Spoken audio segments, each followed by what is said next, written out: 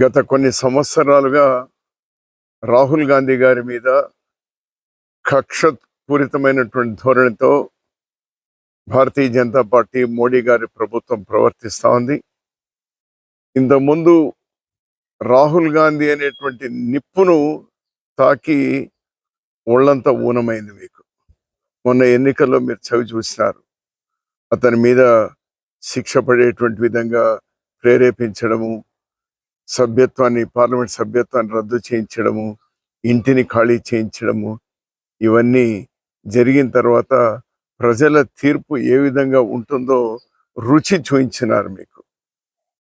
మళ్ళీ రాహుల్ గాంధీ గారు నిన్నటి రోజు పార్లమెంట్లో చక్రవ్యూహం, పద్మవ్యూహం అనేటువంటి దాన్ని మిళితం చేసి మీరు ఎంత రాక్షసంగా ప్రజల్ని, యువతను, రైతుల్ని అందరినీ వంచిస్తా ఉన్నారో అతను పార్లమెంట్లో అద్భుతంగా ప్రతి ఒక్కరికి కూడా 140 కోట్ల భారతీయులు గుండెలు హత్తుకునేటువంటి విధంగా అతను ఒక హృదయ స్పందనగా మాట్లాడితే దానికి పాజిటివ్గా తీసుకోకుండా మళ్ళీ పర్సనల్గా ఈడీ మరొకటి దాడి చేపిస్తాము అనేటువంటి సంకేతాలు మీరు పంపుతా ఉన్నారు.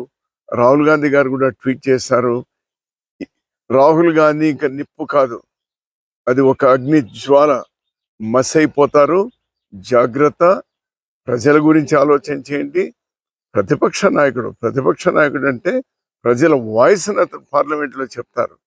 దానికి ఏ విధంగా సొల్యూషన్ తీసుకోవాలి అనేటువంటి మీరు ఆలోచించాలి. కానీ మరోసారి రాహుల్ గాంధీ గారిని మీరు తాకే ప్రయత్నం చేస్తే ప్రజలు మిమ్మల్ని క్షమించరు, సహించరు.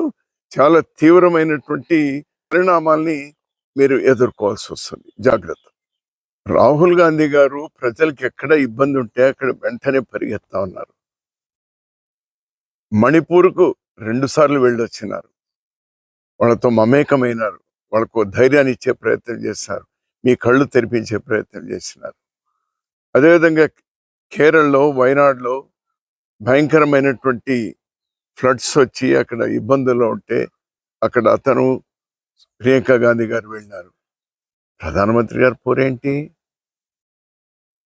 రక్షణ మంత్రి గారు పోరేంటి? వాటిని అడ్రస్ చేయకుండా రాహుల్ గాంధీ గారిని నియంత్రించేటువంటి ప్రయత్నం ఏదైతే ఉందో అది డైరెక్ట్గా ప్రజలకు వేస్తున్నటువంటి శిక్షగా ప్రజలు భావిస్తారు. ఇది కేవలం ఒక రాహుల్ గాంధీ గారికి కాదు, మొత్తం ప్రజలందరూ కూడా చూస్తా ఉన్నారు, మీ వాళ్ళకాన్ని చూస్తా ఉన్నారు. జాగ్రత్త. గత కొన్ని సంవత్సరాలుగా రాహుల్ గాంధీ గారి మీద కక్షపూరితమైనటువంటి ధోరణితో భారతీయ జనతా పార్టీ మోడీ గారి ప్రభుత్వం ప్రవర్తిస్తూ ఉంది. ఇంతకుముందు రాహుల్ గాంధీ అనేటువంటి నిప్పును తాకి ఒళ్ళంతా ఊనమైంది. మీకు మొన్న ఎన్నికల్లో మీరు చవి చూసినారు. అతని మీద శిక్ష పడేటువంటి విధంగా ప్రేరేపించడము, పార్లమెంట్ సభ్యత్వాన్ని రద్దు చేయించడము, ఇంటిని ఖాళీ చేయించడము, ఇవన్నీ జరిగిన తర్వాత ప్రజల తీర్పు ఏ విధంగా ఉంటుందో రుచి చూయించినారు మీకు. మళ్ళీ రాహుల్ గాంధీ గారు నిన్నటి రోజు పార్లమెంట్లో చక్రవ్యూహం, పద్మవ్యూహం అనేటువంటి దాన్ని మిళితం చేసి మీరు ఎంత రాక్షసంగా ప్రజల్ని, యువతను, రైతుల్ని అందరినీ వంచిస్తా ఉన్నారో అతను పార్లమెంట్లో అద్భుతంగా ప్రతి ఒక్కరికి కూడా 140 కోట్ల భారతీయులు గుండెలు హత్తుకునేటువంటి విధంగా అతను ఒక హృదయ స్పందనగా మాట్లాడితే దానికి పాజిటివ్గా తీసుకోకుండా మళ్ళీ పర్సనల్గా ఈడీ మరొకటి దాడి చేపిస్తాము అనేటువంటి సంకేతాలు మీరు పంపుతా ఉన్నారు. రాహుల్ గాంధీ గారు కూడా ట్వీట్ చేశారు. రాహుల్ గాంధీ ఇంకా నిప్పు కాదు, అది ఒక అగ్ని జ్వాల, మసైపోతారు, జాగ్రత్త, ప్రజల గురించి ఆలోచన చేయండి. ప్రతిపక్ష నాయకుడు అంటే ప్రజల వాయిస్ని అతను పార్లమెంట్లో చెప్తారు.